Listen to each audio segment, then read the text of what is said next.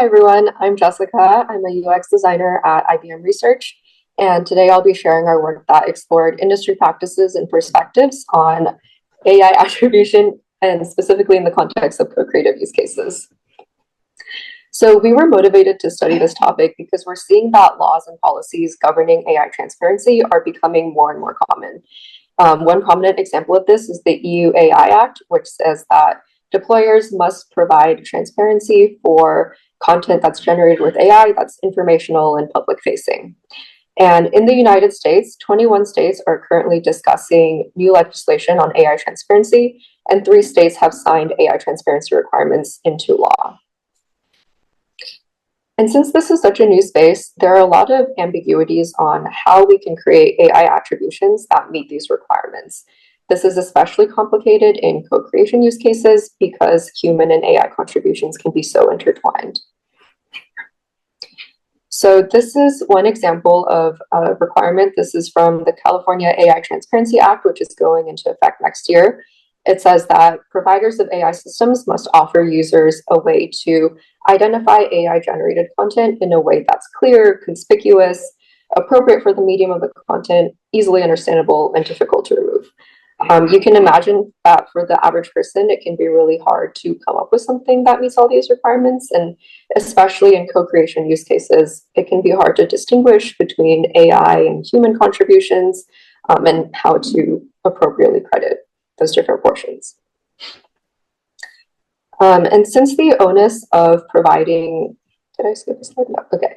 Since the onus of providing attribution falls on the people providing these systems, we wanted to understand the industry practitioner perspective, and specifically if and how people are currently addressing these requirements and challenges. So we interviewed 12 practitioners working on 7 different AI products that have co-creation use cases.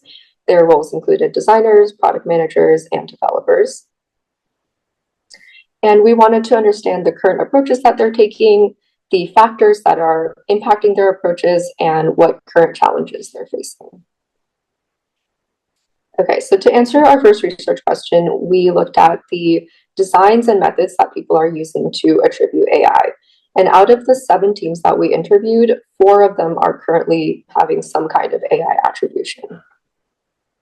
So 2 of these teams provide a general disclosure, meaning that the co-created artifact has a tagline like assisted by AI or powered by Llama. 2 other teams provide a little bit more granularity. So to give one example, one of the people we interviewed was the lead designer of a data management tool that uses AI to suggest metadata like column names or column descriptions, which users can then go in and revise. They came up with a color coding schematic to denote 3 different states of AI generated content. They had one color for content that was above a certain confidence threshold and was automatically incorporated, another color for content that was below that threshold and needed human review, and then a third one for content that had already been reviewed and approved. And out of the teams that don't currently offer AI attribution, the primary reasons were a lack of awareness of transparency requirements that apply to their product and a lack of time and resources. And so one of the people who fell into that latter category said that AI attribution is on their current roadmap, and they're envisioning also a 3-tiered approach that uses 3 tags to denote different types of AI contributions and levels of human involvement. So these were AI assisted, AI UX team, and AI generated. So overall, we saw that there's no singular approach that teams are taking to AI attribution, which was interesting and kind of surprising to us since all the teams we interviewed were in the same company under the same AI governing body. And so people gave a couple different reasons for these variances. One of them was differences in awareness and understanding of transparency policies. Another was the type of AI content that was produced by their product.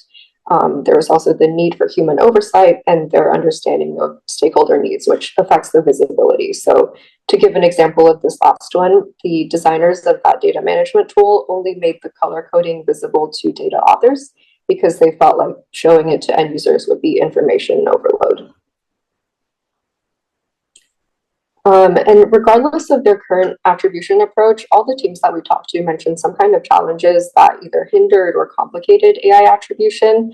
And a lot of these were because of the complexities of co-creation. So we group these into three categories: technical, user, and product. So on a technical level, there's challenges in traceability and determining the significance of AI contributions. So again, in a co-creation scenario, when you have multiple users and multiple AIs, and when AI generated content might be coming from third-party platforms, it can be really hard to trace the source of contributions. And even when the source is known, it remains challenging to determine whether that's significant enough for you to warrant disclosing your use of AI. So there are existing tools that help with this, like IA Writer, which allows you to tag the source of text that you're pasting in. And one of these options is to denote that it's created by AI. This kind of poses a trade-off because it does give users the control to decide when and where they want to claim ownership, but it can also be really tedious for them to be tagging every single piece of text that's coming in. So definitely a trade-off that needs to be considered.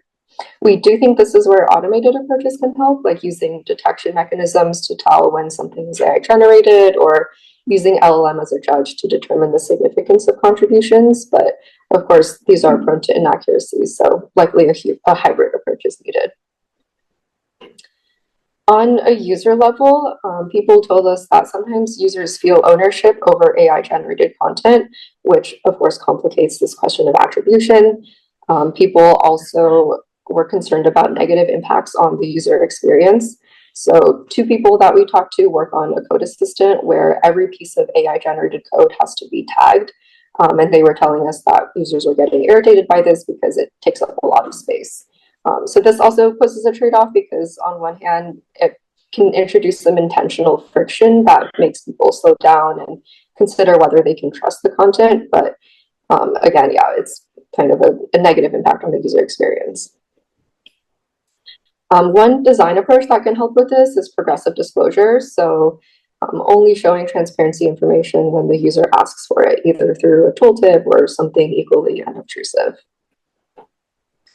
And finally, on a product level, one challenge people are facing is the lack of domain-specific precedents in determining ownership and knowing how to attribute AI in the context of their specific products. So moving forward, we're hoping to develop open source resources that can help start to set these domain-specific precedents.